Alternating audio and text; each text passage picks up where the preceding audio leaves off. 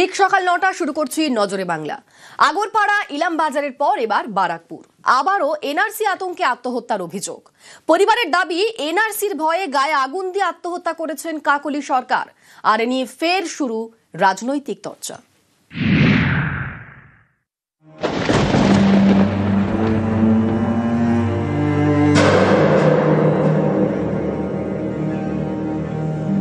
উত্তর ২৪ পরগনার ব্যারাকপুর, এখানকার বাসিন্দা কাকলি সরকার। পরিবারের দাবি, এনআরসি আতঙ্কে বৃহস্পতিবার রাতে গায়ে আগুন দিয়ে আত্মহত্যা করেন কাকলি। ও ভয়ই পাইতো, মনে করছে কি খেদাই দিব এই দেশ থেকে। কাগজপত্র ছিল না? না না, আইসে তো অনেক আগে। যদি এখান থেকে খেদাই দিতে আমরা কই যাবো। এই জন্যই বউটা খুব কাতর ছিল, অনেক ভীতু ছিল। ব্যারাকপুরের কেজি স্কুল রোডের বাসিন্দা কাকলি সরকার, স্বামী সবুজ, তাদের 2 সন্তান। কাকলির জন্ম বাংলাদেশে। বছর 15 আগে বিয়ে করে ব্যারাকপুরে চলে আসেন। পরিবারের দাবি, এদেশে তার কোনো সরকারি নথি নেই। ভোটার কার্ড, আধার কার্ড নেই, পাসপোর্ট নেই। পরিবারের দাবি, এই কারণেই বাবার মৃত্যুর পরে বাংলাদেশে যেতে পারেননি কাকলি। এদিকে 28শে অক্টোবর থেকে পশ্চিমবঙ্গে চালু হয়েছে এসআইআর। নিয়ম অনুযায়ী 2002 সালের ভোটার তালিকায় নাম থাকলে কোনো নথি দিতে হবে না। সেই সময় ভোট দেওয়ার বয়স না হলে মা অথবা বাবা কারো নাম লিস্টে থাকলেই হবে। কিন্তু পরিবারের দাবি, কাকলির কোনো সরকারি নথিই নেই, তাহলে ভোটার তালিকায় নাম উঠবে কিভাবে? এরপর এনআরসি চালু হলে কি হবে? ফের বাংলাদেশে পাঠিয়ে দেওয়া হবে না তো? অভিযোগ, এই আতঙ্কেই গায়ে আগুন দিয়ে আত্মহত্যা করেছেন কাকলি।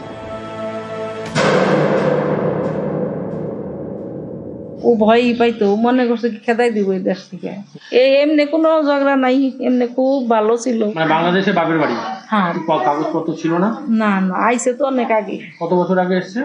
ধরেন 15-20 হইব। যদি এখান থেকে খেদাই দিতে আমরা কই যাবো। এই জন্যই বউটা খুব কাতর ছিল, অনেক ভীতু ছিল।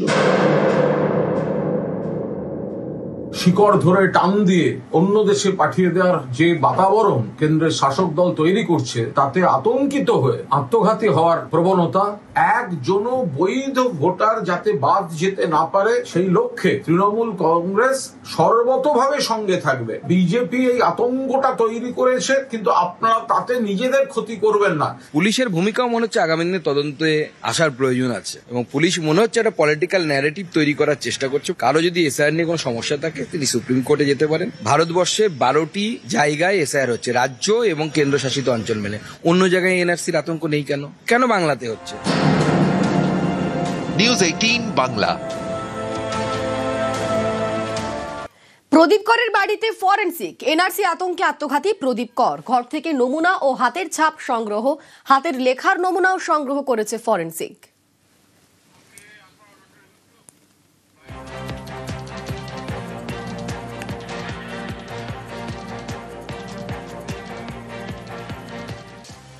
हाँ, बहुत कुछ हमने सीज किया हुआ है, तो सब कुछ हम पुलिस पर्सनल को बोल दिया है, वो कर देंगे। এটা শুনুন, এখন সব কিছুই ল্যাবরেটরি বেসড, ঠিক আছে? ল্যাবরেটরিতে আগে যাবে, টেস্ট হবে, তারপরে আমরা উত্তর দিতে পারবো। हाँ, बहुत कुछ तो थोड़ा थोड़ा करके तो हो गया है, तो उन्होंने जो सीज किया हुआ है हम बोल दिया है।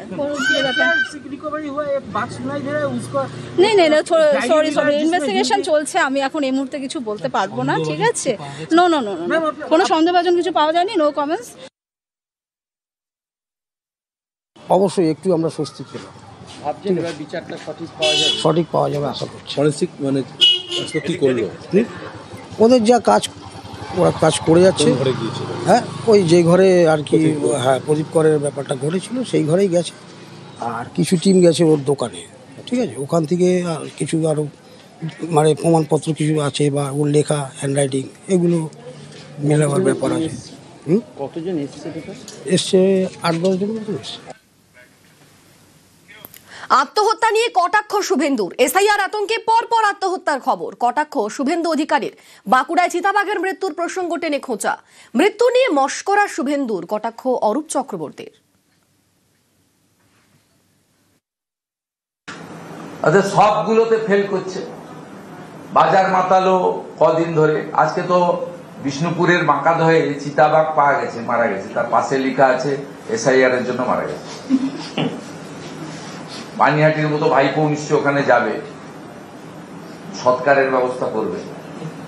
প্রতিটি মৃত্যু আমরা মনে করি আমাদের স্বজন হারাচ্ছে, এবং এই স্বজন হারানোর জন্য দায়ী এই অসভ্য বর্বর বিজেপি এবং নির্বাচন কমিশনের এই যৌথ ষড়যন্ত্র, বাঙালিকে বেনাগরিক করার ষড়যন্ত্র। সেটা নিয়ে মস্করা করছেন। চিতাবাঘের মৃত্যুর পর এসআইআর লিখে রাখো। মানুষের চামড়া থাকলে বিজেপি করা যায় না, শুভেন্দু অধিকারী প্রমাণ করলেন। 2002 সালে ভোট দিয়েছেন, কিন্তু কমিশনের আপলোড করা ভোটার লিস্টে নাম নেই। কোথাও আবার একটি বুথের সব ভোটারের নাম উধাও। এক এক জায়গায় এক এক রকম অভিযোগ।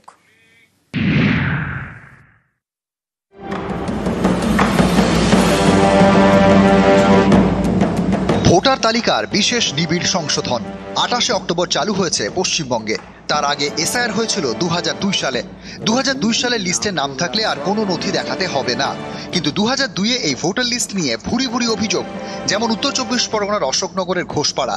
স্থানীয়দের দাবি 2002 সালে এখানকার 159 নম্বর বুথের ভোটার তালিকায় ছিল 846 জনের নাম। এবারে কমিশনের ওয়েবসাইটে 159 নম্বর বুথের তথ্যই নেই, সকলের নাম উধাও বলে অভিযোগ। আমাদের 2003 সালের ভোটার লিস্টটা পাওয়া যাচ্ছে, যে স্বাধীন হওয়ার আগে থেকে এখানকার আমরা স্থানীয়। 34 সালে দলিল আছে, তার সত্ত্বেও কেন আমাদের নামটা মিস্টেক হলো? একটা দুশ্চিন্তার মধ্যে আছি। আমরা তাহলে কি বাংলাদেশি? মানসিক যন্ত্রণার মধ্যে আছি। বাপ দাদার জমি জায়গা আছে, চাষবাস করে খাই। কোচবিহার উত্তর বিধানসভা কেন্দ্রের খাপাইডাঙ্গা। স্থানীয়দের দাবি 2002 সালে এখানকার 303 নম্বর বুথে 717 জনের নাম ছিল। অভিযোগ এখানে ভোটার লিস্টে প্রায় 500 জনের নাম উধাও। এ নিয়ে তৈরি হয়েছে আতঙ্ক।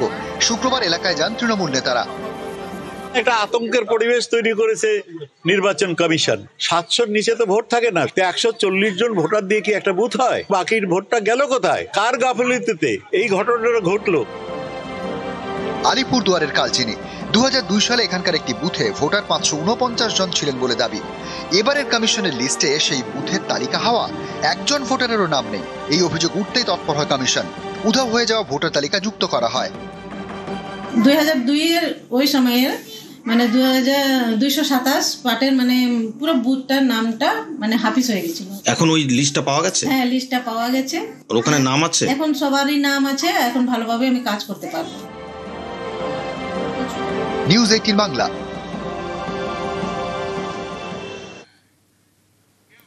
আজ থেকে বিএলওদের ট্রেনিং। জেলায় জেলায় এসআইআর নিয়ে ট্রেনিং। মুখ্য নির্বাচনী আধিকারিকের নির্দেশে ট্রেনিং। বিএলওদের নিয়ে দুদিনের বিশেষ প্রশিক্ষণ। বিএলওদের কাজের সহায়তায় স্বেচ্ছাসেবকরা। আজ থেকেই বিএলওদের ট্রেনিং। জেলায় জেলায় এসআইআর এর ট্রেনিং। মুখ্য নির্বাচনী আধিকারিকের নির্দেশে ট্রেনিং। বিএলওদের নিয়ে দুদিনের বিশেষ প্রশিক্ষণ। বিএলওদের কাজের সহায়তায় স্বেচ্ছাসেবকরা।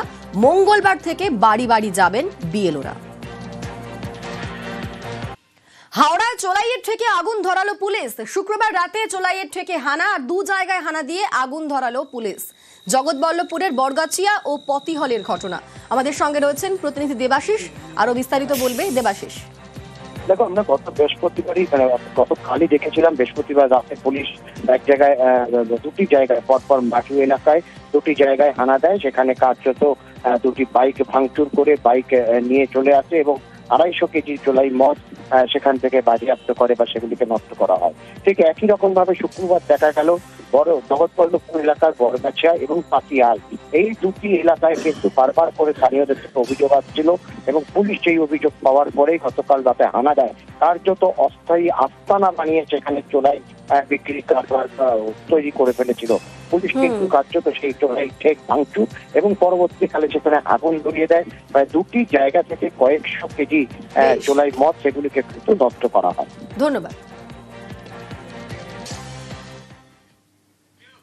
রোগী মৃত্যু ঘিরে হাসপাতালে উত্তেজনা। নিউ বারাকপুরে অপারেশন থিয়েটারে রোগীর মৃত্যু। চিকিৎসায় গাফিলতির অভিযোগ নিয়ে বিক্ষোভ পরিবারের। আমাদের সঙ্গে রয়েছেন প্রতিনিধি জিয়াউল। জিয়াউল, ঠিক কি অভিযোগ করছে রোগীর পরিবার এবং এখন কি পরিস্থিতি?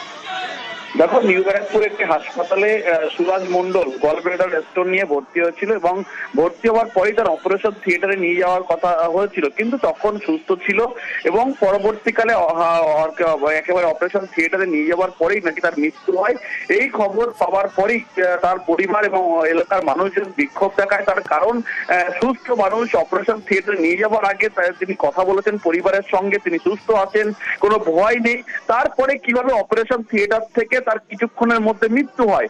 এখানেই তার পরিবার গাফিলতির অভিযোগ তুলছেন, তার কারণ তাকে বিনা চিকিৎসায় মারা হয়েছে এমনটাও কিন্তু অভিযোগ করা হচ্ছে তার পরিবারের পক্ষ থেকে, এবং জানিয়ে তারা হাসপাতালের সামনে বিক্ষোভ দেখায়। কিন্তু হাসপাতাল কর্তৃপক্ষের স্পষ্ট দাবি যে কি হয়েছে জানা নেই, কিন্তু জানার পরেই জানা যাবে যে কি কারণে মৃত্যু হচ্ছে। কিন্তু পেশেন্ট যখন আসে তখন কিন্তু অনেকটাই আশঙ্কাজনক অবস্থায় ছিল এবং সেটা পরিবারকে জানানো হয়েছে, এটাও কিন্তু হাসপাতাল কর্তৃপক্ষ বলেছেন।